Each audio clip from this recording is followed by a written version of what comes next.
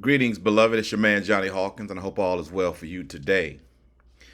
I'm gonna come at you on this morning or this afternoon, depending on where you are, with some heavy stuff.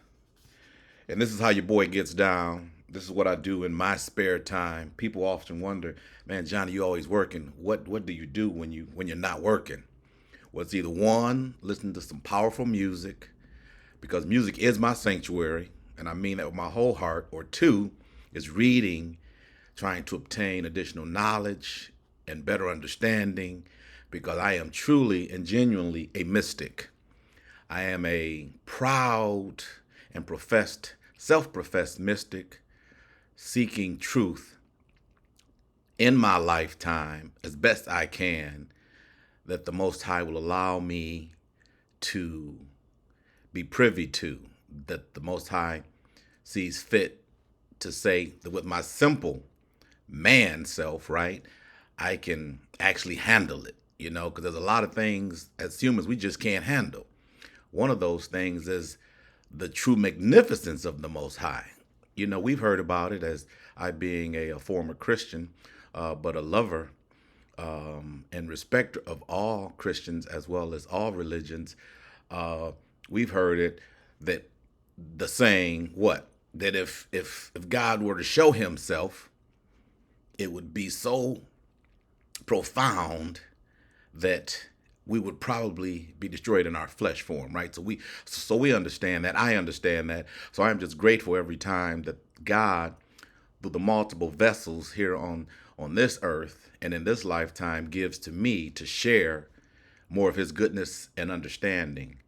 Uh, so with my whole heart, I'm now going to share a little something with you based on a read that I'm doing now. That is a book that was gifted to me by my dear brother, Todd Perkins, Esquire. I love you, brother, and thank you for this. Uh, the Most High saw fit to have you be the vessel to give me this book as a gift, free of charge, based on where I am and where I'm going. The book is a book entitled Outwitting the Devil by Napoleon Hill. Now, just a brief background on this book. Some of you guys may know Napoleon Hill. He's an amazing author, writer, um, and created or had created in spirit the Napoleon Hill Foundation. The man was just born well before his time. So basically, this book, Outwitting the Devil, it's I'm only into it 3 chapters now, and I'm already blown away. But just a little quick history and background. For most, it will bore you, so you'll shut this thing down, this video, and I'm not mad about it because this book and what's in it is not for everyone, because everyone's not prepared, right? And your brother ain't mad at you about that, because guess what? Before today, clearly, because I'm just now reading it, I wasn't prepared. So there is no judgment, and my feelings aren't hurt. But for those that care to listen, to get some better understanding, and want to hear your brother out on this based on what I'm reading, I welcome you and I thank you. So here we go. This book actually was written on a old-fashioned typewriter back in 1938, but it was not published until 2011. That means it took 73 years for this book, this amazing book, to be published and shared with the world. Now you may ask, why did it take so long? Well, Sharon Letcher, who actually is editing the book and helping with this, she explains why uh, they kept this book in hiding for nearly 73 years. It says here they were frightened by the response that it would invoke. Uh, Hill's courage in revealing the devil's work around each of us every day in our churches, our schools, and our politics threatened the very core of society as it was known at the time, that being back in 1938. Well, this book in 2024 would still, I think, threaten the very fabric and core of our society. She feared basically his wife, that being his wife, Napoleon Hill's wife. She feared, even after he died, that the response that this book would invoke from organized religion, they couldn't take it. So they held this book. So this is that kind of book. And I'm telling you right now, it's very powerful. I just wanted to give you that brief history because I know patience is not something that most of us have. I can be a little impatient. And I know you guys want short videos with a good look catch and twist to it. This is not that kind of video. This is a video for those seeking knowledge and better understanding, trying to live a better life. All right? And that's all I'm about. So in one of his chapters, that being chapter 3, it speaks to his, or at least part 1 of his interview with the devil. And so that's on page 58, starts on page 58 of this book. Here's the book. Okay, I'm trying to show you. Here's the book. Again, this book is not for everyone. It's just not. Period. Again, it wasn't for me until God saw fit to say, hey, it's time. So here we go. Page 58, here begins the interview with the devil. And I'm just going to read some excerpts from this because he does a quick Q&A. He does a quick Q&A within himself, that being Napoleon Hill, as I guess he goes inside and has a quote-unquote conversation with the devil. I think it's heavy and I think it's deep. Call it his imagination or whatnot, but my man was right on point. And this was back in 1938. Please remember that, okay? So his first question was basically to the devil, what right do you demand such royal respect? What he's saying is, when he first started the conversation, he addressed, quote unquote, the devil as Mr. Devil. And the response he got back was, in short, we gonna have this interview, says the devil. You're not gonna call me Mr. Devil. You're gonna call me Your Majesty.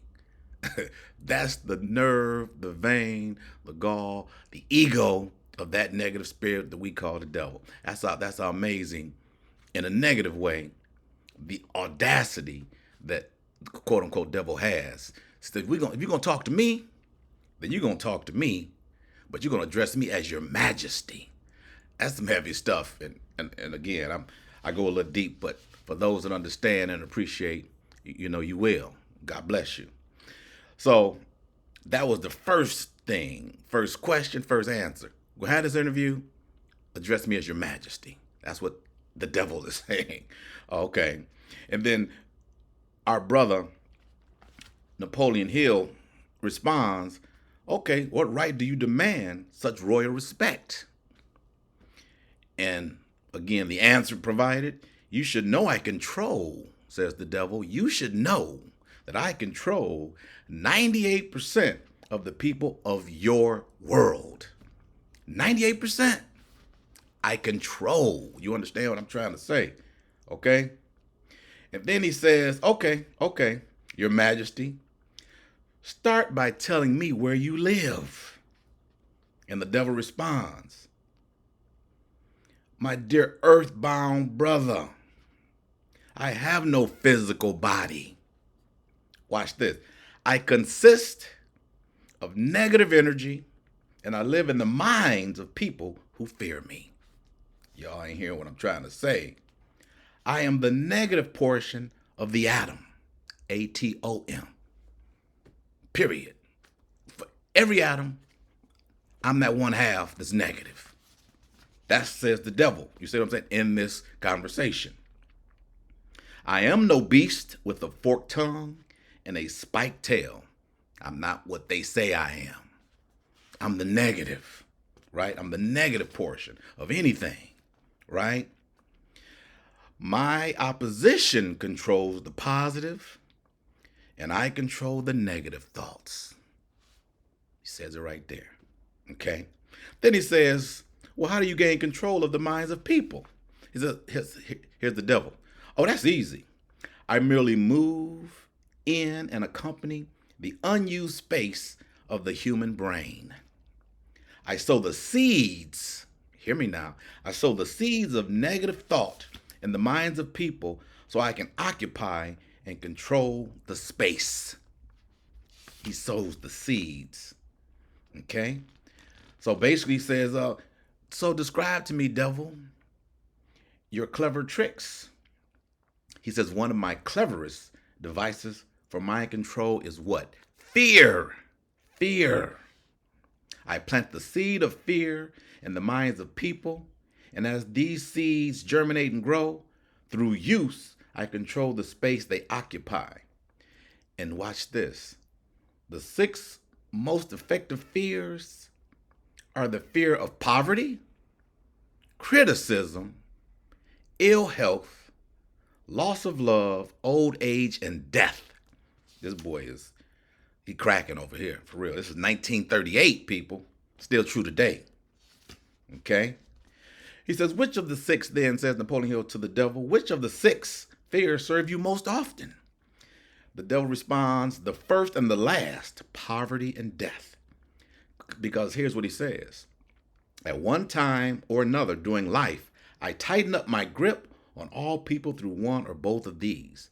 At one point in time during our lives, the devil tightens the grip on all people through one or both of these, that being poverty or death. He says, and of course I can't punish anyone except in that person's own mind through some form of fear. But fear of a thing which does not exist is just as useful to me as fear of that which does exist. All forms of fear extend the space I occupy in the human mind. You understand what I'm trying to say? That's what the devil is, people. Fear. Negative energy grounded in fear. All right? And he says, so far, just by doing this, I've done quite well for myself. Having lost only 2% of the people to the opposition. Only 2% what? Out there good, doing what they need to do. Ain't letting fear occupy their minds and detract or take away from their quality of life. Okay? And so then Hill says, so answer me this. Is it true that men who think are your enemies? Is that right? And the devil responds, it is not right, it is correct. I live wherever I choose, says the devil. Time and space do not exist for me. I am a force best described to you as energy. My favorite dwelling space is the mind of the earthbound. That's us coming into earth. The amount of space I occupy in each individual's mind depends on how little and what sort of thinking that person does. My opponent controls all the positive forces of the world, such as love, faith, hope, and optimism. I prefer, he says, to control of human minds. Okay? So then he asked this question. When did you acquire your power? And by what means did you add to it? I get all who come over from any form of fear. You see, I am constantly at work, preparing the minds of people before death, so I can appropriate them when they come back to my plane. This stuff is a trip, but it's the real deal. I have countless ways of gaining control of human minds while they are still on the earth plane. While you're still alive and before you die, I have countless ways of gaining control of your minds. I do it because of poverty or through poverty. Why through poverty? Because he says poverty discourages men from thinking and making them easy prey for me. My best friend is ill health, is what he says. An unhealthy body discourages thinking. Boy, what you say? I'm telling you. All who aspire people to think and act on their own initiative are my enemies. That means me.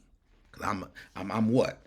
I'm inspiring you to think and act on your own initiative and I wish you better. Perfect book for me, y'all. He says, as I have already told you, poverty is always my friend because it discourages independence of thought and encourages fear in the minds of men. Okay? That's what he says. And then he talks about habits. Any habit which weakens one's willpower invites a flock of its relatives to move in and take possession of the mind. The devil says this, and we're about to wrap it up. I ask no person to believe in me. I prefer that people fear me. God believe in me, says the devil. Just let me get up in that mind of yours and just plant some seeds of fear, right? Because if I got you to be afraid, we ain't got to worry about it. You ain't gonna do nothing. You ain't gonna go nowhere. You're not gonna want more for yourself because you're afraid. Fear is the ultimate paralysis, okay, and the ultimate showstopper for all of us. So, what is your most powerful weapon? And what does he say? It's what I like to consider mass fear. Fear of the masses that shut us down. He says, I use the minds of people in all walks of life. I prefer the type of person who makes no presence of thinking. I could not control 98% of people of the world if all people were skilled in thinking for themselves. That's the first chapter of his conversation with the devil.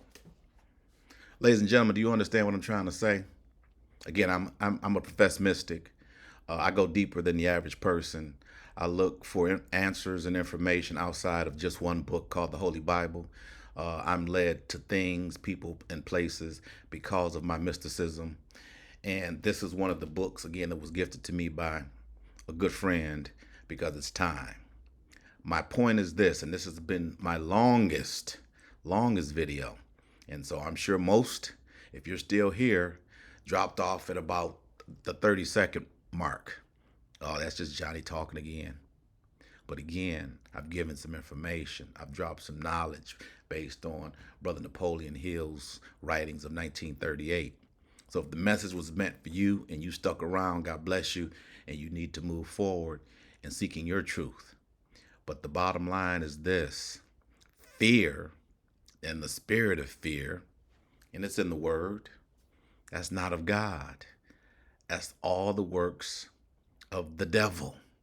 Your majesty, if you will, according to Napoleon Hill, based on what the devil wanted to be called because his ego is so big. So I say set aside fear. Make that your main goal, no matter where you are in your life, starting or beginning to set aside fear and not allowing fear to paralyze and prevent you from doing what you know you were sent here to do. Okay? It's okay to be apprehensive or to have some apprehension, but don't let it paralyze you. Work afraid. Work through your fear. Get to where you need to be. Do what you have to do. You know? Do what you know God has called you here to do. Again, apprehension and thought, and then making good decisions based on sound judgment is good. But don't you let nothing paralyze you because of a seed of fear. Do not do it. Do not do it. You're better than that because you are made of God. But guess what? That's 50-50 because we're all made of energy and atoms, right? 50% is negative, 50% is positive. But that 50% controls what? 98%. 98% of us. I want you to try to work your way out of that 98% and into that 2%. How about that? Do that. Because when your life is all said and done and it's gone, you don't want the devil, your majesty, to have set you up in your lifetime to revert back to him in his plane after death, right? Because you were afraid. Don't let the devil win. How? By giving in to your fears. That's the message. That's the word. That's how I'm living. I'm trying to shoot for that 2%. That's what I'm trying to tell you. And I ain't scared of your majesty or the devil or whatever you want to call it. It's the spirit. It's an energy. He ain't got nothing over me. I'm not afraid even in death. And watch this. I'm not afraid even if I were in ill health. Okay? I know who I am, and I'm shooting for the stars. Follow me. Continue watching if you're interested and if this makes sense to you. If it does not, I'm not mad. I love you. I wish you better.